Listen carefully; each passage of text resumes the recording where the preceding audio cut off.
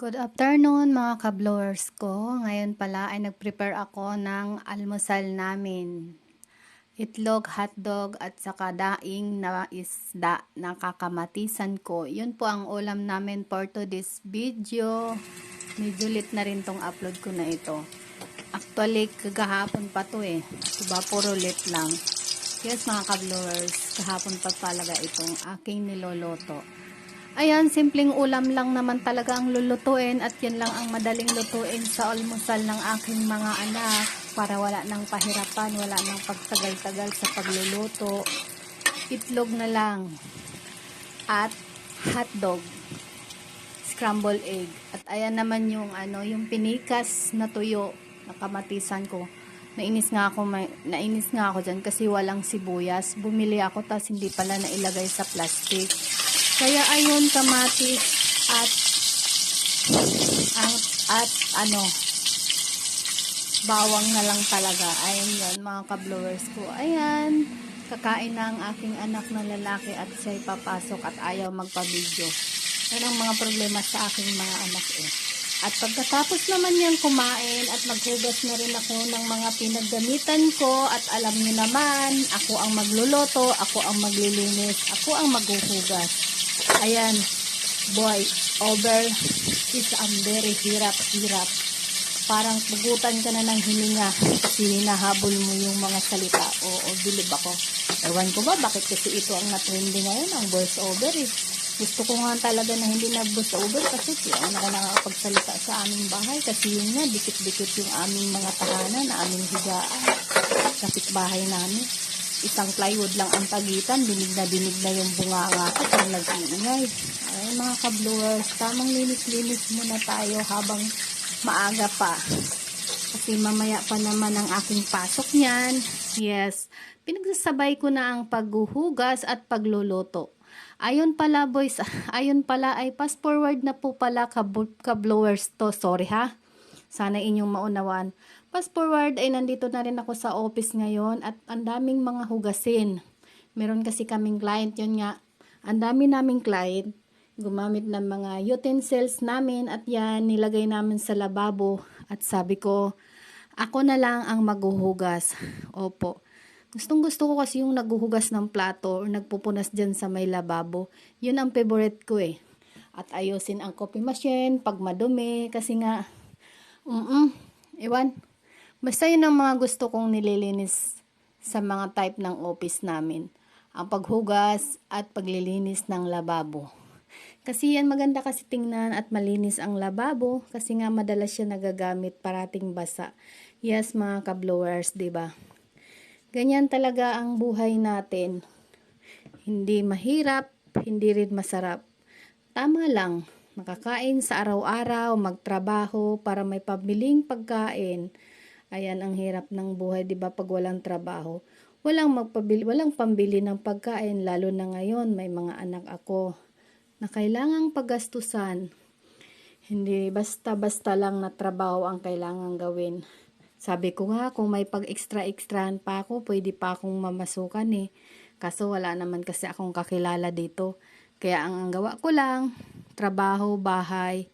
Kahit gusto kong mag-extra-extra, wala akong kakilala. Kaya ayun, talagang sapat lang din talaga ang kita ko.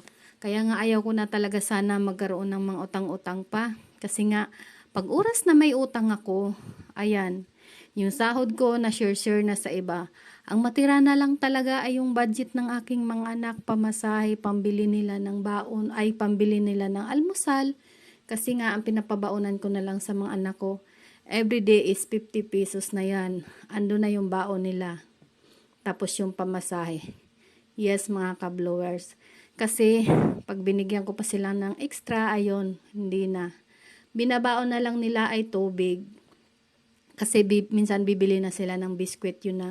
Pagkasyahin na nila yung 50 silang mag-ate.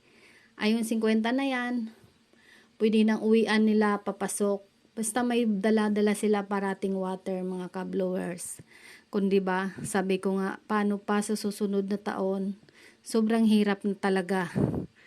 Ang hirap na mga ka-blowers. Kaya ayun, sikap lang. Sabi ko, malay ba someday, meron ako mapag-extra-extrahan. Diyos ko, maglilinis ako ng mga kondo, maglinis ako ng mga imbornal o saan man, o magwawalis ako sa hallway. Magwawalis ako sa may EDSA. Sabi ko, para matustusan lang ang pangailangan ng aking mga anak. Lalo na kako pag nag-college kayo, Diyos ko, saan ako kukuha ng panggasto sa inyong dalawa? Kayong dalawa nga lang, hirap na ako. Tapos sinasamahan niyo pa ng mga iba-ibang pag-shopee-shopee, 'di ba? Nag-shopping pa, nagugulat na lang ako. Ang daming dumarating na mga delivery, mga parcel. O 'di ba? 'Yun ang nakakainis lang sa aking mga anak talaga, mga kablors, kasi pinadelete ko na nga yung mga apps na 'yon kasi nagugulat talaga ako.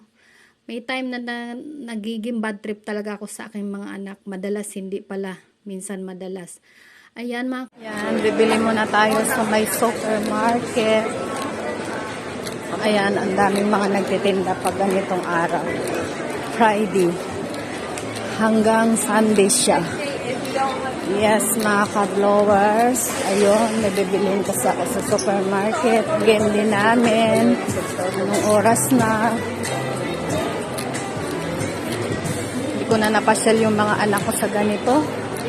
Ayaw ko kasing ipasyal sila kasi nga dahil wala akong pag may gusto silang kainin, hindi ko mapagbigyan.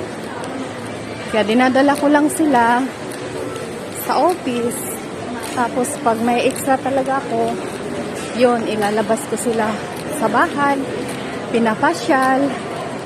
Minsan naman sila na yung nagsasabi na okay lang, hindi daw sila magpapabili. Oo.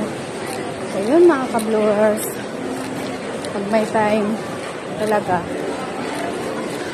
mas madalas yung time na wala talaga wala talagang pang budget kasi ang daming gastusan. Hindi ko alam kung ito na lang ba yung bilhin ko para sa pang-game din ng client namin. Nahirapan na rin ako mag-decide kung ano yung bibilhin ko Diba? Ito na nga lang ang aking bibilhin ngayon, mga ka-blowers. Ang pansit canton. Ayan na ang aking napili. Kasi nga, hirap na ako kung anong ipaprice ko sa mga client namin sa taas. Ayan, nandito na ako. Paakyat na ako at nadaanan ko ulit yung fountain. Nung fountain na minsan pinapasyalan ng aking mga anak noon, sila ay maliliit pa lamang. Ayan, maganda na. Mas malaki na ang pinagbago kaysa dati. Ayan, mga ka-blowers. Pero fountain pa rin naman siya at ganun pa rin naman ang kulay niya. Pero maganda na lang talaga siya ngayon. Hindi na siya katulad ng dati, mga ka-blowers. Malaki na ang pinagbago niya. 'Di ba? Ngayon, malaki na rin ang aking mga anak. Fast forward, nakaakyat na ako, na-prepare ko na at yan ay ipapalaro ko na sa aking mga client. Thank you so much!